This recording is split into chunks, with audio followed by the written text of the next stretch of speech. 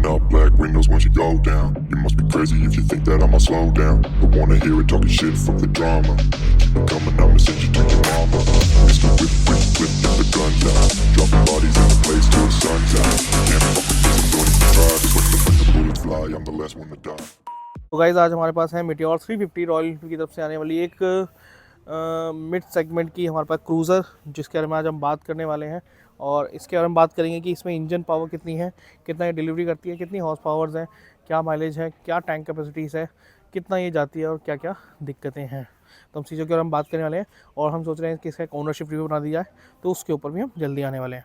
तो गाइस अगर हम इंजन सीसी की बात करें तो ये 350 सीसी कहते हैं, मीटियोर 350 है, बट इसमें अगर एक्चुअल में इंजन है वो है 349 सीसी का single cylinder air cooled engine है ये, है ना। और अगर हम इसकी बीएचपी की बात करें तो 20.2 बीएचपी एंड 27 न्यूटन मीटर का टॉर्क प्रोवाइड करती है और एक काफ़ी अच्छा रिफाइन इंजन डिलीवर करते हैं और काफ़ी अच्छी रिफाइन पावर भी देती है विद दी नो वाइब्रेशंस। अगर हम ट्रांसमिशन की बात करें तो भाई साहब ट्रांसमिशन बहुत स्मूथ है इसका, 5 स्पीड गियर बॉक्स है इसका और with the offer the smooth shifting on roads and city rides के लिए बहुत स्मूथ हो जाता है जो 5 गियर बॉक्स दिया हुआ है और जिसकी शिफ्टिंग भी है वो बहुत ज़्यादा स्मूथ नहीं चलती है। राइड एंड हैंडलिंग की बात करते हैं तो भाई साहब इसका जो सीट कंफर्ट है, सीट कंफर्ट के बारे में हम बात करते हैं तो पुशिंग सीट है भाई साहब इसके अंदर और long rides and city rides के लिए काफ़ी कंफर्टेबल रहती है। इस पर जो राइडर है उसको वो भी बहुत टाइम से इसको इस्तेमाल कर रहा है, तो लॉन्ग राइड्स के लिए काफ़ी बढ़िया है। अगर हम इस बाइक की बात करें सस्पेंशन की तो फ्रंट में आता है टेलीस्कोप की फ्रंट स्पोक आता है और रेयर में आता है ट्विन रेयर शॉक्स अब्जॉर्बर। तो नॉर्मल है, एक अच्छा आपको सस्पेंशन प्रोवाइड कर देती है जब आप रोड्स पे जाते हैं, हाईवेज़ पे जा रहे हैं, तो एक आपको कंफर्टेबल राइड प्रोवाइड करती है ये बाइक। ब्रेकिंग की बात करें तो भाई साहब ये डिस्क ब्रेक आती है और ये with the dual channel ABS के साथ आती है with the good stopping power. तो ये काफ़ी अच्छा ब्रेकिंग सिस्टम भी प्रोवाइड करती है अपने इंजन को, जो कि ये कैरी कर रही है।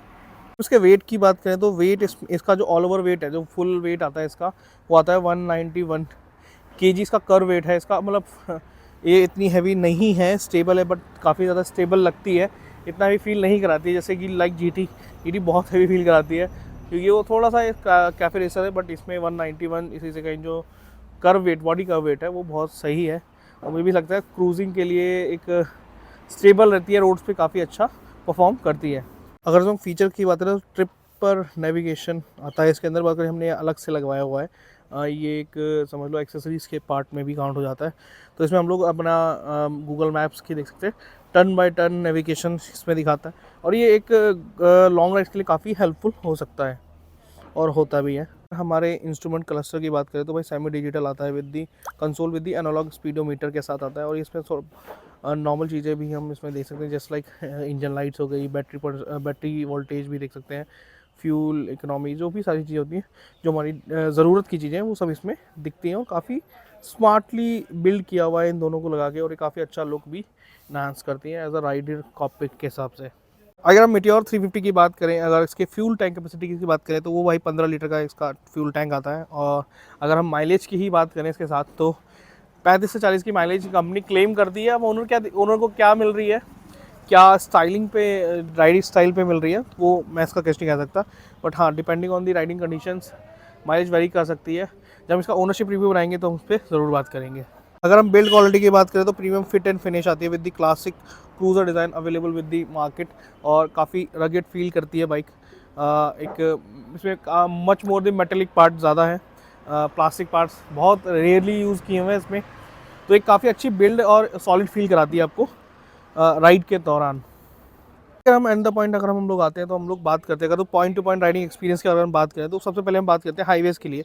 तो हाईवेज़ के लिए एक्सीलरेशन पावर मतलब एक काफ़ी अच्छी पावर प्रोड्यूस कर देती है जब आप 80 और 100 के बीच में आप चलते हो, तो ये काफ़ी जो हमारा 349 सीसी का जो इंजन है वो अच्छी पावर को प्रोड्यूस करता है फॉर द लॉन्ग रन्स के लिए।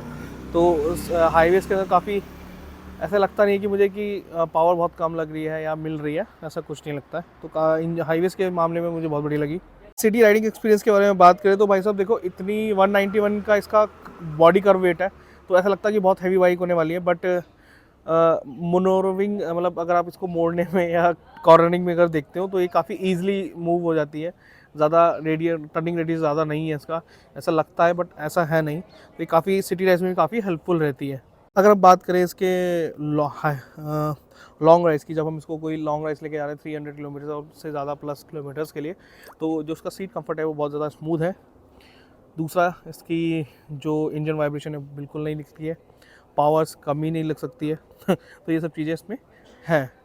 और एक इंजन स्मूथ तो बहुत ज़्यादा है, ये गियर शिफ्टिंग बहुत स्मूथिंग हो जाती है, तो लॉन्ग राइड्स पे ऑल ओवर बाइक बहुत अच्छा परफॉर्म करती है।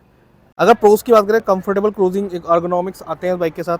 हमारा refine engine with minimal vibration है इसके अंदर। और अगर थर्ड पॉइंट कहते हैं तो मॉडर्न फीचर विद ट्रिपोमीटर। तो प्रोस के अंदर हम लोग ये काउंट कर सकते हैं।